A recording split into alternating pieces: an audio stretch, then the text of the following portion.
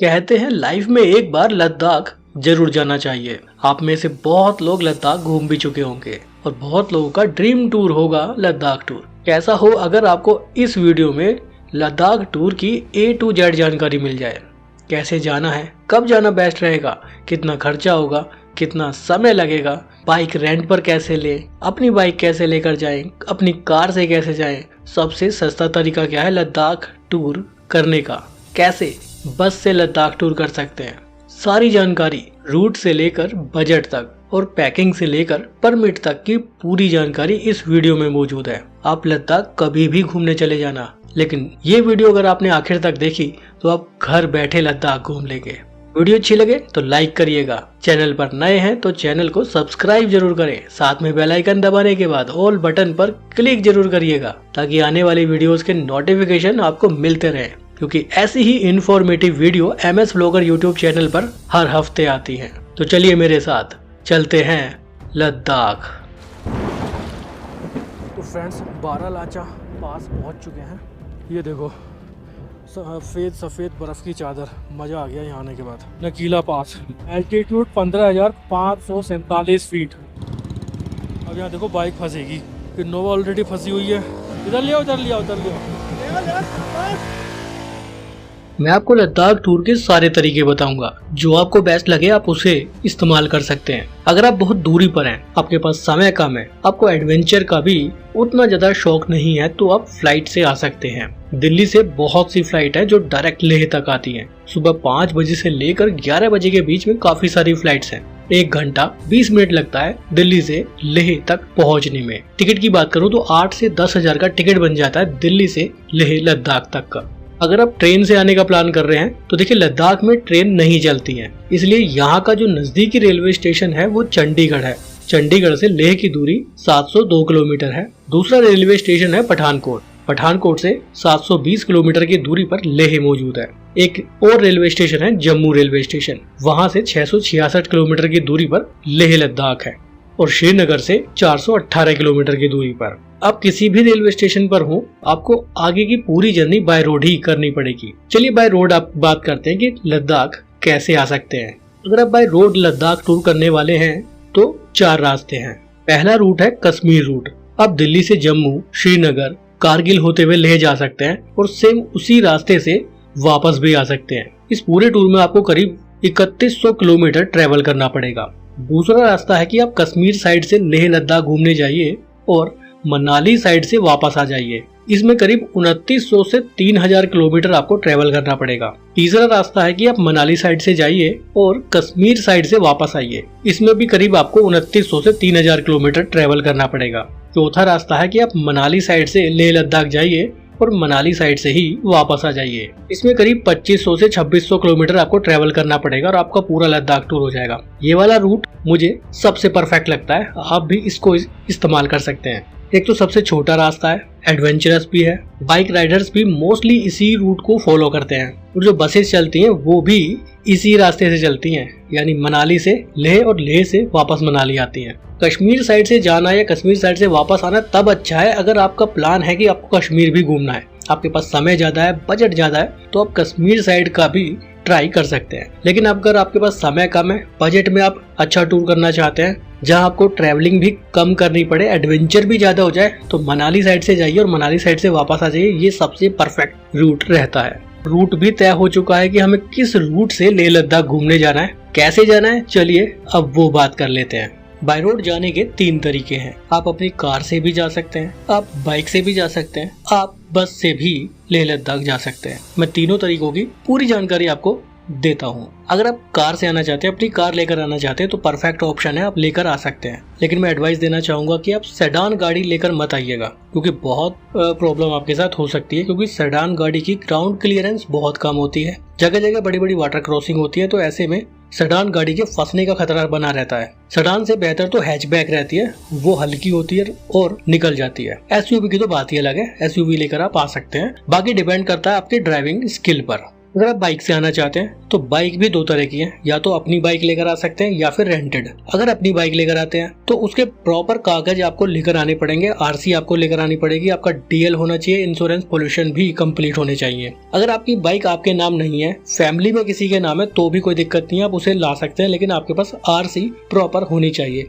आपका ID proof भी आप अपने साथ जरूर रखिएगा, आगे जरूरत पड़ने वाली है परमिट बनवाते वक्त। अगर आप रेंटेड बाइक लेते हैं तो वो भी एक अच्छा ऑप्शन है, रेंटेड बाइक आप ले सकते हैं। कहाँ से लेंगे वो भी मैं आपको बताऊंगा। रेंटेड बाइक का जो खर्चा है वो करीब 1000 से 2000 रुपए रहता है एक दिन का। आप कौन सी बाइक लेते हैं ये उस पर डिपेंड करता है कि आपकी बाइक का एक दिन का खर्चा कितना रहने वाला है। अगर आपको बाइक से जाना है और रेंटेड बाइक लेनी है तो सबसे बेस्ट है कि आप मनाली पहुंच जाओ और मनाली से रेंटेड बाइक लो, वहां से फिर अपनी लद्दाख की रोड ट्रिप स्टार्ट करो, क्योंकि मनाली तक तो आप चंडीगढ़ दिल्ली से डायरेक्ट वोल्वो बस से भी आराम से आ सकते हैं। फिर उसके बाद बाइक रेंट पर लो और लद्दाख टूर पर निकल जाओ। मनाली में बहुत जगह है जहाँ से आपको बाइक आसानी से रेंट पे मिल जाएगी। कुछ लोग चंडीगढ़ से बाइक रेंट पर लाते हैं। अगर आपके पास अपनी बाइक है, अपनी कार है, तो सबसे बढ़िया है, आप आसानी से जा सकते हैं। अब मैं आपको पूरा रूट बताता हूँ मनाली से लद्दाख का, कैसा रूट है, क्या क्या आपको चैलेंज यहाँ पर मिलने वाले हैं, क्या सावधानी आपको बरतनी है और कितना समय लगेगा, कहाँ पेट्रोल मिलेगा, कहाँ नहीं मिलेगा, नेटवर्क की क्या स्थिति रहती है, और मेन बात ये है कि कहाँ आप फंस सकते हैं, कहाँ आपको सावधानी बरतनी है, वो मैं आपको बताता हूँ। तो वीडियो को पूरा जरूर देखिएगा। यहाँ तक वीडियो इन्फॉर्मेटिव लग रही हो तो एक लाइक जरूर करिएगा। बाकी वीडियो पूरी देखिए, मैं आपको बस का तरीका भी बताऊंगा कि आप कैसे बस से लद्दाख घूमने जा सकते हैं। वीडियो से बने रहिएगा। ठीक है, मनाली से लेह लद्दाख की दूरी करीब 427 किलोमीटर है। अब ये पूरा 427 किलोमीटर का जो रास्ता है भरपूर एडवेंचर से भरा हुआ है। आपको स्नो भी मिलेगी, आपको वाटरफॉल भी मिलेंगे, आपको ऑफ रोड भी मिलेगा, आपको बहुत कुछ देखने के लिए मिलने वाला है। 4 बड़े हाई पासेस आपको इस रोड ट्रिप में देखने के लिए मिलने वाले हैं, जिसमें से एक हिमाचल प्रदेश में रहेगा और बाकी 3 लद्दाख में रहेंगे। बहुत लोगों का ड्रीम टूर होता है लद्दाख टूर, लेकिन इतना भी आसान नहीं है लद्दाख टूर।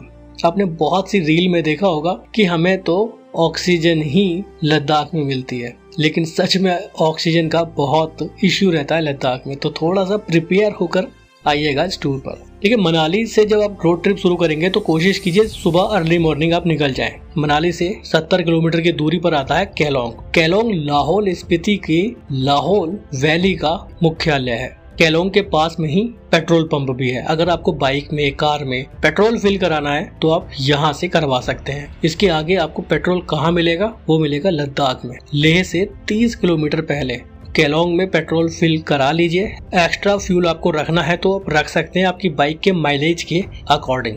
थोड़ा बहुत आप एक्स्ट्रा जरूर रखिएगा। केलोंग से 75 किलोमीटर की दूरी पर आता है बारालाचाला पास। ये हाई पास इस रोड ट्रिप का सबसे पहला हाई पास है और बारालाचाला पास हिमाचल प्रदेश में। फ्रेंड्स, बारालाचा पास पहुंच चुके हैं। बारालाचाला एल्टीट्यूड 4850 करीब 16150 फीट की ऊंचाई पर हम आ चुके हैं।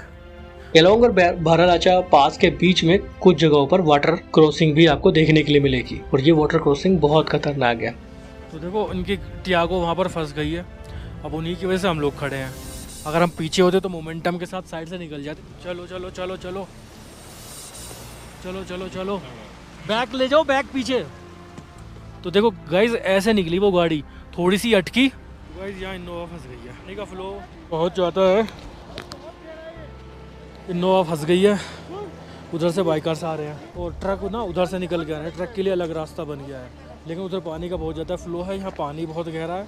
अब यहाँ देखो, बाइक फंसेगी, फंस चुकी है। इनोवा ऑलरेडी फंसी हुई है। बाइक को निकालने की कोशिश जारी है।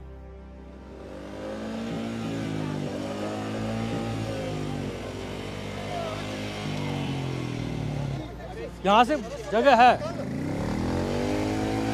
इधर लियो, उधर लियो, उधर लियो।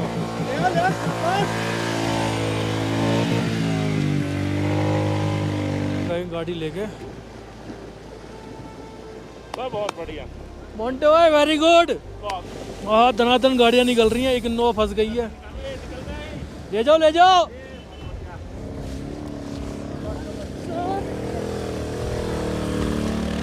अल्टो भी निकल गई। अगर 2-3 बंदे हैं ना तो 1-2 बंदे को उतरना चाहिए, देखना चाहिए कि क्या है स्थिति, क्या नहीं है।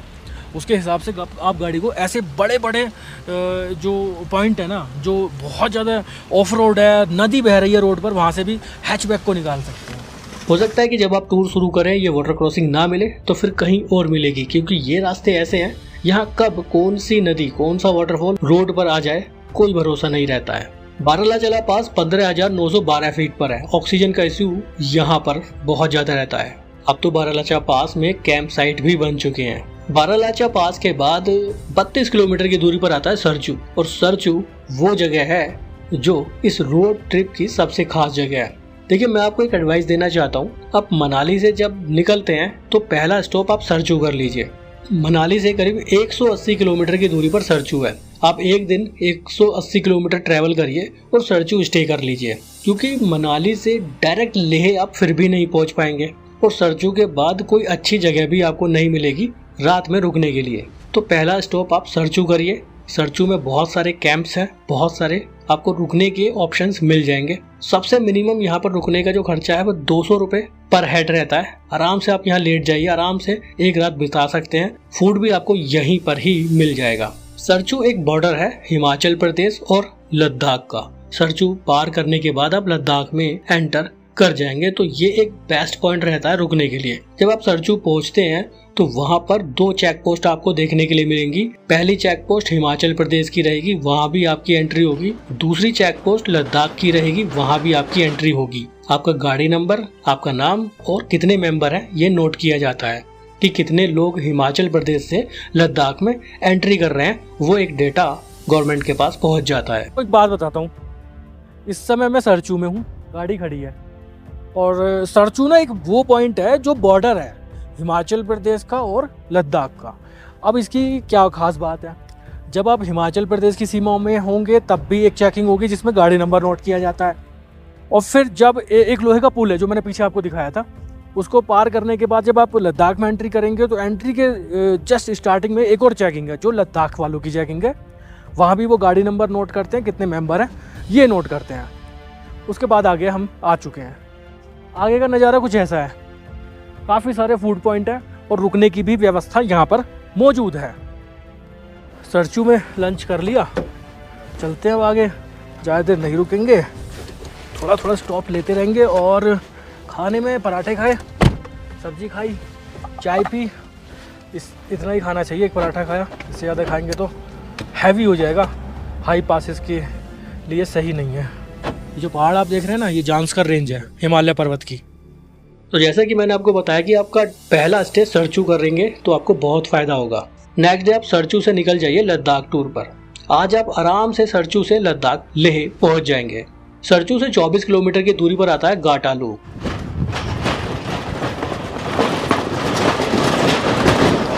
गाटा लूप बहुत खतरनाक लूप है। इस लूप के बारे में एक कहानी भी है। बताया जाता है कि यहाँ पर एक बार एक ड्राइवर की डेथ हो गई थी। सिर्फ उसको प्यास लग रही थी और उसको पानी नहीं मिला था। उसने बहुत लोगों से हेल्प मांगी थी कि उसे पानी दे दीजिए, लेकिन किसी ने उसकी मदद नहीं की और उस व्यक्ति ने प्यास से वहां पर दम तोड़ दिया। तब से एक यहाँ पर प्रथा चल रही है कि जो भी लोग यहाँ से गुजरता है वो यहाँ पर पानी से भरी बोतल फेंक देता है। लेकिन अब इन सब चीजों का कोई भी मतलब नहीं बनता है सिवाय गंदगी करने के।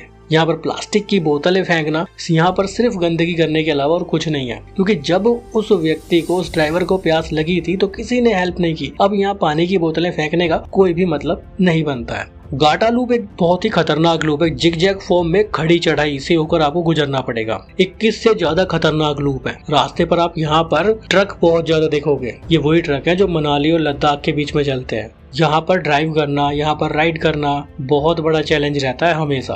गाटा लूप सरचू और नकीला पास को आपस में जोड़ता है। गाटा लूप से 19 किलोमीटर की दूरी पर आता है दूसरा हाई पास। अब ये हाई पास लद्दाख में है, क्योंकि अभी हम लद्दाख में पहुंच चुके हैं। सरचू पार करने के बाद ही हम लद्दाख में एंटर कर लेते हैं। ये है नकीला पास। इस पास की समुद्र तल से ऊंचाई 15,547 फीट है और ये लद्दाख में स्थित है।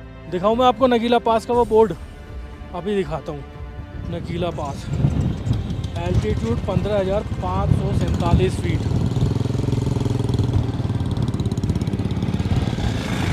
मैं सभी पासेस पर रुकूंगा, आपको नज़ारे दिखाऊंगा और उसके बाद आपको लेह लेकर चलूंगा और फिर लेह लद्दाख भी घुमाऊंगा। तो वीडियो को पूरा जरूर देखिएगा। नकीला पास से करीब 11 किलोमीटर की दूरी पर एक और तीसरा पास आता है लाचुंगला पास। समुद्र तल से 16,616 फीट की ऊंचाई पर है लाचुंगला पास। ये नज़ारा लाचुंगला पास का है। दूर दूर तक आपको कुछ भी नजर नहीं आएगा, बस ठंडी ठंडी हवाएं चल रही होंगी। ऐसे हैं यहाँ के नज़ारे। ये है लद्दाख। गाइस लाचुंगला पास पर पहुँच चुके हैं। एल्टीट्यूड दिखाता हूँ 16,616 फीट। तीसरा हाई पास है मनाली से लेह जाने वाले रास्ते पर। 1:30 बजे हुए हैं, लाचुंगला में पहुंच चुके हैं।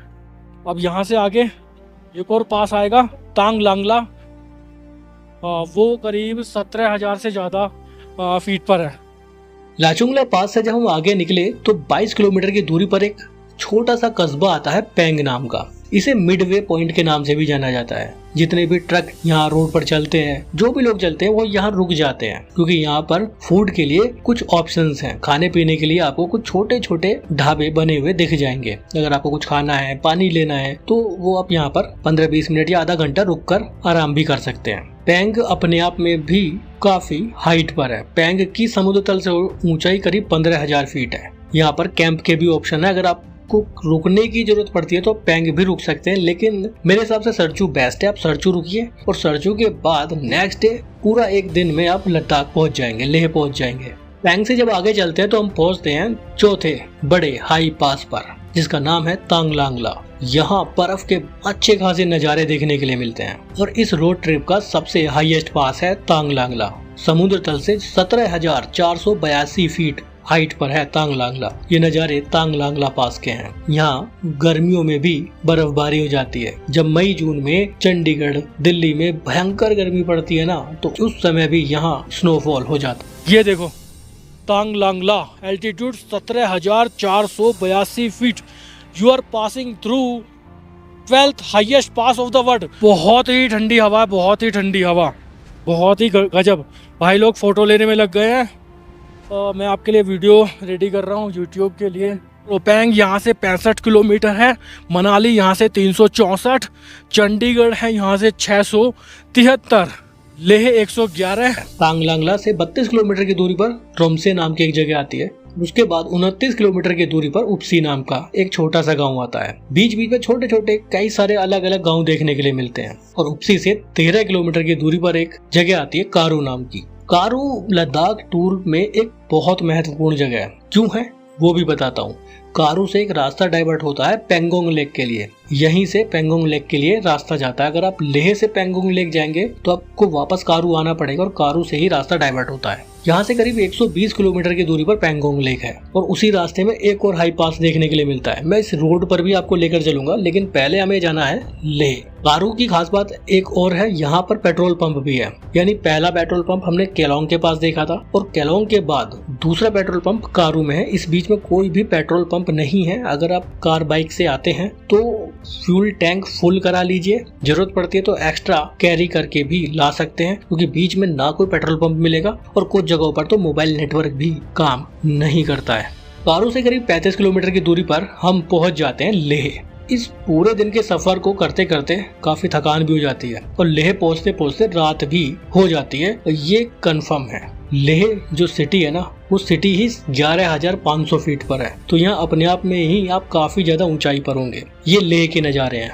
ये होती है मनाली से लेह लद्दाख की रोड ट्रिप, जिसे आप 1 से 2 दिन में कर सकते हैं। अब मैं आपको सबसे सस्ता तरीका बताता हूँ इस रोड ट्रिप को करने का, जो रोड ट्रिप का तीसरा तरीका है। जैसे कि मैंने आपको पहले भी बताया, आप बाइक से आ सकते हैं, आप कार से आ सकते हैं। अब आपको सबसे सस्ता तरीका बताता हूँ कि आप बस से भी इस रोड ट्रिप को कर सकते हैं। अगर आप सबसे सस्ता तरीका ढूंढ रहे हैं तो वो है बस। दिल्ली से एक डायरेक्ट बस आती है लेह लद्दाख के लिए। टाइमिंग है दोपहर के 12:10। दिल्ली कश्मीरी गेट ISBT से ये बस चलती है। दोपहर में 12:10 पर चलने वाली ये बस मनाली रात में 1:30 यानी 1:30 बजे लेट नाइट मनाली पहुंचती है। 1 घंटा मनाली के रोडवेज बस स्टैंड पर रुकती है। उसके बाद 2:30 बजे मनाली से निकल जाती है आगे के टूर पर। और सुबह 4:30 बजे पहुंचती है केलोंग। ये केलोंग बस स्टेशन है। ये रात के नजारे हैं केलोंग के। यहाँ करीब आधा घंटा ये बस रुकती है। अब दिल्ली से चलने वाली ये बस करीब 50-55 सीटर है, लेकिन केलोंग पहुंचने के बाद आगे का सफर दूसरी बस से होता है। वो करीब 35-36 सीटर बस होती है, क्योंकि बड़ी बस तो उस रोड पर चलेगी नहीं। तो यहाँ पर जितने भी पैसेंजर हैं उनको बस चेंज करनी पड़ती है। जो सीट उनकी पहले थी वही सीट दूसरी बस में होती है। और सुबह 5 बजे केलोंग से ये बस चलती है लेह लद्दाख के लिए। हिमाचल रोडवेज की ये बस है। बस की कंडीशन भी अच्छी है, लेकिन ये बस एक ऑर्डिनरी बस है। दिल्ली से जो बस चलती है वो भी एक ऑर्डिनरी बस है। केलोंग से लेह के बीच में जो बस चलती है वो भी एक ऑर्डिनरी बस है।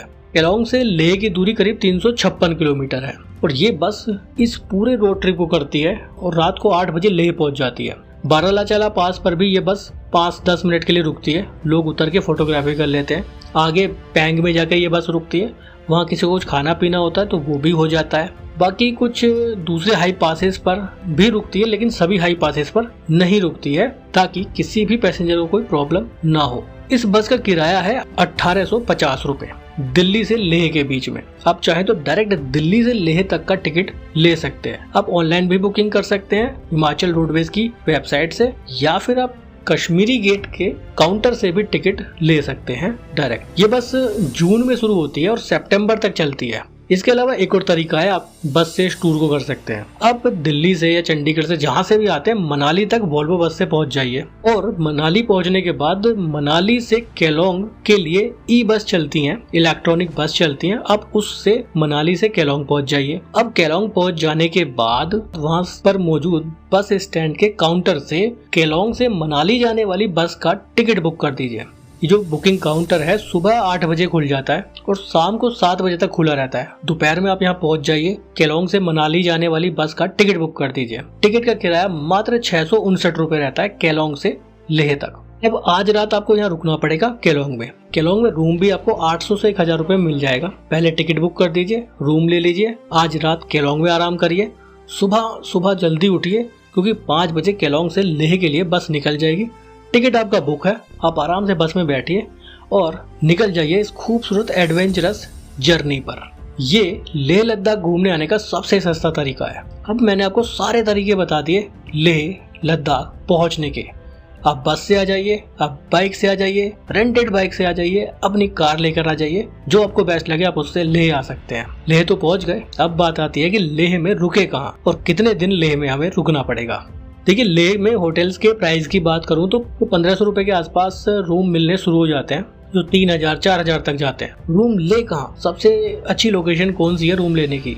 आप न्यू बस अड्डे के आसपास भी होटल ले सकते हैं, मेन मार्केट में भी होटल ले सकते हैं। हालांकि मेन मार्केट में आपको पब्लिक ट्रांसपोर्ट की दिक्कत हो सकती है। एक और रूट है, लेह श्रीनगर हाईवे पर आप होटल ले सकते हैं, या फिर ओल्ड बस स्टैंड के आसपास होटल ले सकते हैं, या फिर शांति स्तूप रोड के आसपास आप होटल ले सकते हैं। इनमें से किसी भी रोड पर आप होटल ले लीजिए, आप आराम से पूरा लेह लद्दाख घूम लेंगे। कैसे घूमेंगे वो मैं आपको आगे बता दूंगा। देखिए, केलोंग से लेह तक आने में सुबह से शाम हो जाती है, रात ही हो जाती है लेह तक पहुंचते पहुंचते।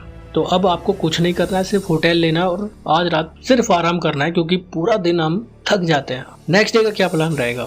नेक्स्ट डे आपको घूमना होगा लेह लोकल।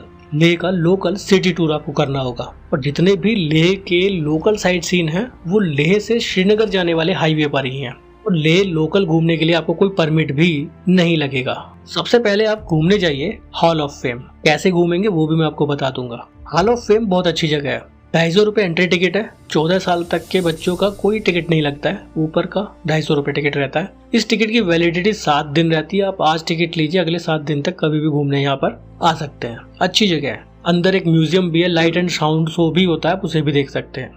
थोड़ी दूरी पर एक और जगह है, गुरुद्वारा पत्थर साहिब। यहाँ भी आप जरूर आइएगा, बहुत अच्छा गुरुद्वारा है। यहाँ भी आपको दर्शन करने जरूर आना चाहिए। लेह लद्दाख घूमने आने वाले सभी लोग यहाँ जरूर आते हैं। यहाँ पर एक लंगर का भी आयोजन किया जाता है, लंगर में लोग प्रसाद भी लेते हैं। तीसरी जगह है आप मैग्नेटिक हिल घूमने आइए। ये सब एक ही रोड पर स्टेप बाय स्टेप जैसे जैसे आप आगे चलेंगे वैसे ही मिलते जाएंगे। मैं आपको तरीके से बता रहा हूँ कि पहले क्या मिलेगा, दूसरे पॉइंट क्या रहेगा। मैग्नेटिक हिल एक बहुत अच्छी जगह है। बताते हैं कि यहाँ पर रोड पर गाड़ी खुद ब खुद चलने लग जाती है। एक मैग्नेटिक फील्ड है यहाँ पर, चुंबकीय क्षेत्र है, ऐसा फील होता है। आप भी ट्राई जरूर करिएगा आपकी कार या बाइक के साथ। यहाँ पर एक एटीवी राइड भी होती है, वो भी आप कर सकते हैं। हालांकि थोड़ी सी एक्सपेंसिव है, 1500 से 2000 रुपए के आसपास किराया रहता है उसका। चाहे तो ट्राई कर सकते हैं, मनाली में बहुत की है हमने, यहाँ भी कर सकते हैं। चौथा पॉइंट है आप संगम देखने आ जाइए, जहाँ पर सिंधु नदी और जांस्कर नदी का संगम होता है। ये जगह भी काफी अच्छी है, व्यू बहुत अच्छे मिलते हैं यहाँ से देखने के लिए।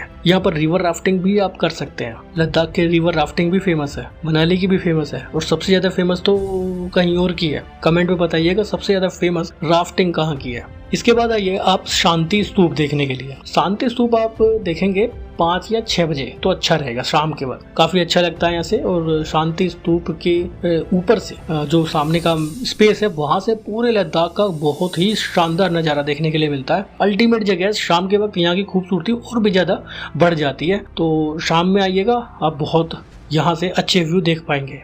अब ये 5 पॉइंट मैंने आपको घुमाए, आपको ये कैसे घूमने वो मैं आपको बता देता हूँ। आपके पास अपनी बाइक है, आराम से घूम के आ सकते हैं। अपनी कार है, आराम से घूम के आ सकते हैं। लेकिन अगर आप बस से आए हैं या फिर आप फ्लाइट से लेह पहुंचे हैं तो कैसे घूमेंगे, वो भी बहुत आसान है। लेह आने के बाद आपके पास 2 ऑप्शन है, या तो आप यहाँ आके बाइक रेंट पर ले लीजिए, तब आप घूमने जा सकते हैं। वही 1000 से 2000 रुपए पर डे के रेंट पर बाइक मिल जाएगी। पेट्रोल डलाइए और घूमने चले जाइए। बाइक रेंट पर नहीं ले सकते हैं तो कैब ले सकते हैं। 2500 से 3000 या 3500 में ये पूरा एक दिन का टूर आपका वो करा देंगे। 3-4 लोग आराम से एक कैब में बैठ के पूरा टूर कर सकते हैं। तो बहुत सिंपल तरीके मैंने आपको बता दिए लेह लोकल टूर के। अब हो जाती है रात, तो रात में आप आ जाइए लेह का बाजार घूमने के लिए, लेह का मार्केट देखने के लिए। बहुत शानदार जगह है। जैसे मनाली का मॉल रोड है ना, ऐसे ही लेह का भी ये मॉल रोड है।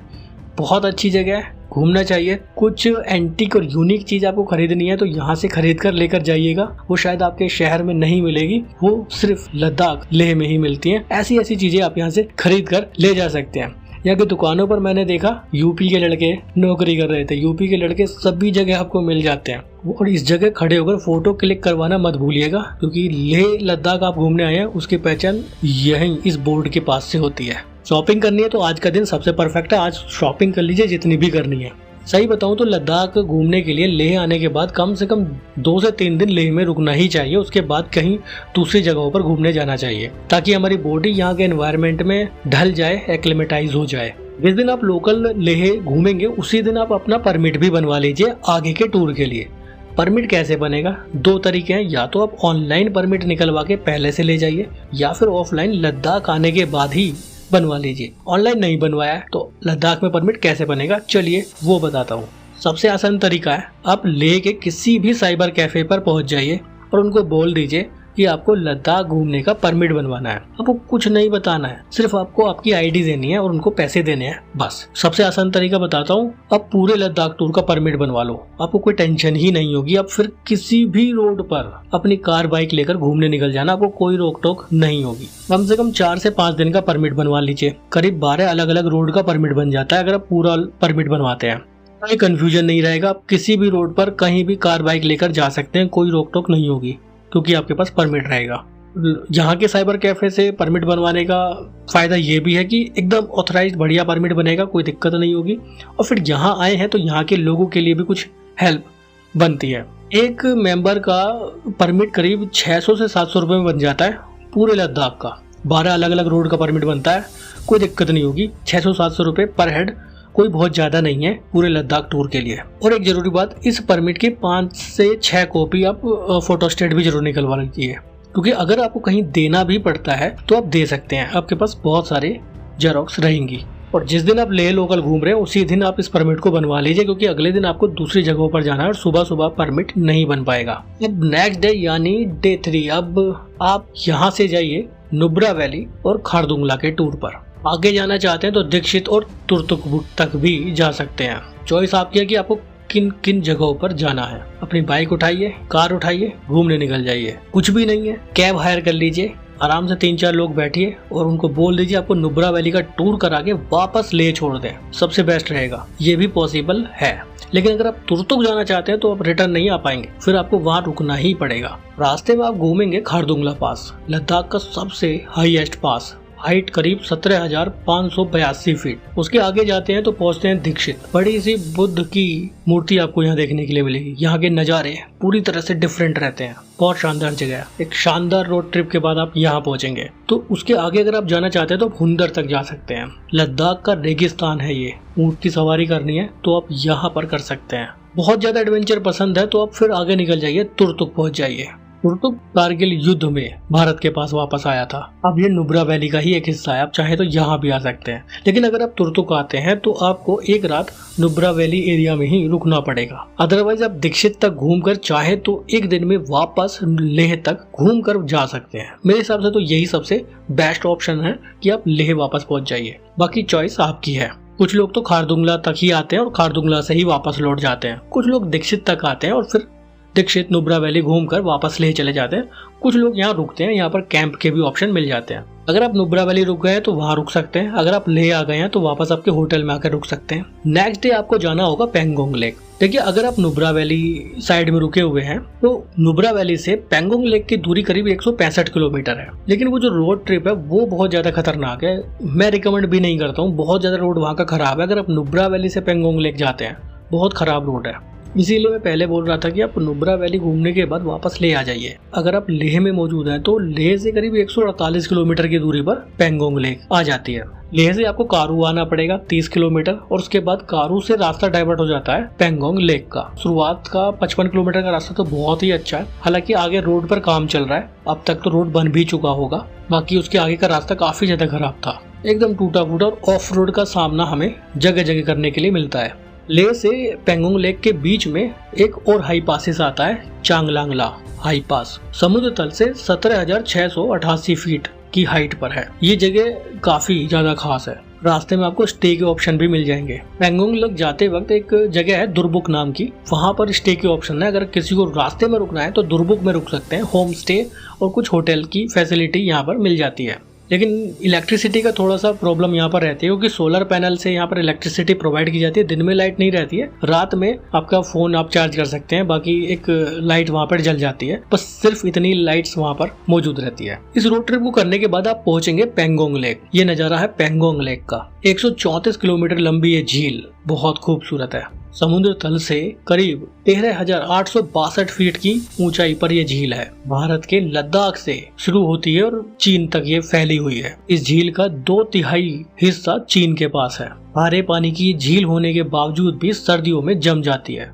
बहुत सुंदर लगता है ये नज़ारा। यहाँ अगर आपको रुकना है तो स्टे के ऑप्शन यहाँ मिल जाएंगे। कैंप वगैरह यहाँ काफी सारे हैं, आप रुक सकते हैं। 1500 से 2000 रुपए एक व्यक्ति का लिया जाता है यहाँ पर रुकने का। रात में यहाँ के नज़ारे थोड़े बदल जाते हैं, लेकिन टेम्परेचर बहुत लो हो जाता है यहाँ पर। लेकिन एक तरीका और है मेरे पास, अगर आप लेह से सुबह सुबह पेंगोंग लेक टूर पर निकल जाएं तो अब पेंगोंग लेक पूरी घूमने के बाद, अच्छे से एंजॉयमेंट करने के बाद वापस भी आ सकते हैं। वापस आते वक्त आप कारू तक आ जाइए और कारू रुक जाइए। आपको लेह तक जाने की जरूरत नहीं है, कारू आकर रुक जाइए। तो इस तरह से आपका पूरा लेह लद्दाख का टूर हो जाता है। आप लेह लोकल भी घूम लिए, खारदुंगला, दीक्षित, नुब्रा वैली भी घूम लिए, पेंगोंग लेक भी घूम लिए। ये मेन पॉइंट होते हैं लद्दाख टूर के, जो सबसे ज्यादा पसंद किए जाते हैं टूरिस्ट द्वारा, और सबसे ज्यादा बाइक राइडर, सबसे ज्यादा टूरिस्ट इन सभी जगहों को घूमने आते हैं। तो इस तरह से आपका लद्दाख का टूर हो सकता है, वो भी बजट में। अब बात आती है कि लद्दाख टूर में साथ क्या क्या लेकर जाएं। मई से लेकर अक्टूबर तक कभी भी चले जाइए, गर्म कपड़े आपको साथ लेकर ही जाने हैं, कंपलसरी है। बहुत ठंड है वहाँ पर। फूड के लिए कुछ जरूर लेकर जाइएगा, लेकिन कुछ फालतू की चीजें नहीं, कोई भी जंक फूड नहीं। ड्राई फ्रूट्स आप अपने साथ रखिएगा, बहुत हेल्प होगी आपकी। एक मेडिसिन किट बनाकर साथ लेकर जाइएगा। जो भी इसेंशियल मेडिसिन हैं, चाहे वो वोमिटिंग की हैं, पेन किलर हैं, या कोई भी इसेंशियल मेडिसिन जिनकी आपको जरूरत पड़ सकती है, वो जरूर लेकर जाइएगा। क्योंकि आप बहुत हाई एलिवेटेड जगहों पर जाओगे, 4 से 5 अलग अलग हाई पासेस पर आप घूमोगे, तो वहाँ पर माउंटेन सिकनेस होने का खतरा रहता है। सर में दर्द होना, चक्कर आना, वोमिटिंग होना, तो मेडिसिन किट आपकी बहुत हेल्प करेगी। अगर आपको ऑक्सीजन का इश्यू होता है, अगर आपको सांस लेने में दिक्कत होती है, हाई पासिस पर, तो आप आपके साथ ऑक्सीजन सिलेंडर भी लेकर जा सकते हैं। ऑनलाइन मिल जाएगा, कहीं से भी आप खरीद सकते हैं। एक मास्क के साथ ऑक्सीजन सिलेंडर आता है, उसे आप साथ में रख सकते हैं। जहाँ भी आपको ऑक्सीजन का इश्यू हो आप उसे यूज कर सकते हैं। 300, 350, 400 रुपए का ये सिलेंडर मिल भी जाता है। आपका एक टूर बहुत आराम से हो जाएगा। ट्रैकिंग शूज भी आप अपने साथ रख सकते हैं, बाकी नॉर्मल शूज तो कंपलसरी है ही। लद्दाख में आपका किसी दूसरे राज्य का प्रीपेड सिम काम नहीं करेगा। अगर आपके पास पोस्ट पेड सिम है तो ही आप यहाँ पर चला पाएंगे, या फिर एक और तरीका है कि आप यहाँ का प्रीपेड सिम खरीद लें। अगर किसी ने माता वैष्णो देवी यात्रा की है तो वहाँ पर एक यात्रा सिम मिलता है। अगर वो किसी के पास है तो लद्दाख आने के बाद उसमें रिचार्ज करवा लीजिए, वो यहाँ पर चालू हो जाएगा। और अगर नहीं भी है तो लद्दाख में आने के बाद आप खरीद सकते हैं प्रॉपर आईडी प्रूफ देने के बाद। यहाँ लद्दाख में फूड ऑप्शंस की बात करें तो यहाँ पर वेजिटेरियन से लेकर नॉन वेजिटेरियन खाना आसानी से मिल जाता है। कुछ अच्छे रेस्टोरेंट्स भी हैं जहाँ पर आपको अच्छा वेज और नॉन वेज दोनों फूड मिल जाएंगे। बाकी होटल्स के आसपास के ढाबों पर नॉर्मल वेज थाली भी मिल जाती है। नॉन वेज के ऑप्शंस काफ़ी ज़्यादा हैं क्योंकि यहाँ के लोग नॉन वेज ज़्यादा खाते हैं। लेकिन लद्दाख आने के बाद आपको एक बार यहाँ का ट्रेडिशनल तिब्बती फूड भी ट्राई जरूर करना चाहिए। अब बात आती है इस टूर के बजट की। बजट कितना लगने वाला है? देखिए, बजट पूरी तरह से डिपेंड करेगा आपके मोड ऑफ ट्रांसपोर्ट पर। अगर आप फ्लाइट से लेह पहुंचते हैं तो फ्लाइट का एक साइड का किराया ही 8 से 10 हजार रहता है, तो दोनों साइड का 18 से 20 हजार तो फ्लाइट में ही लग जाता है। उसके बाद लोकल घूमने के लिए आपको कैब सभी जगह पे लगेगी, तो खर्चा बहुत ज्यादा हो जाएगा। मैं आपको बजट टूर के बारे में बता रहा हूँ। देखिए, अगर आप अपनी बाइक लेकर आते हैं तो 7.5 से 8 हजार का आपका पेट्रोल लगेगा। अगर आप मनाली साइड से जाते हैं, मनाली साइड से वापस आते हैं, दिल्ली को मैं फोकस करके चल रहा हूँ, दिल्ली से अगर आप इस टूर को शुरू करते हैं, अगर आप कार से टूर करते हैं तो 16 से 17 हजार या 18 हजार का पेट्रोल लगने वाला है। होटल 1500 से लेकर 2000 रुपए में बढ़िया होटल मिल जाते हैं, बढ़िया रूम मिल जाते हैं। कितने दिन आप यहाँ स्टे करेंगे उस पर डिपेंड करता है। 4 दिन रुक कर भी यहाँ काम चल जाएगा। 3 दिन लेह रुक जाइए, 1 दिन कारो रुक जाइए, बढ़िया रहेगा, पूरा टूर हो जाएगा। 6000 से 8000 में आपके रूम का खर्चा निकल जाएगा। परमिट की बात करूँ तो पर पर्सन 600 से 700 रुपए का परमिट बनेगा, वो कंपलसरी है, बनवाना पड़ेगा। फूड की बात करें तो 600 से 700 रुपए ही पर हेड एक दिन का फूड का खर्चा होने वाला है। तो करीब करीब एक बंदे का 3500 से 4000 रुपए फूड पर खर्च होगा पूरे टूर में।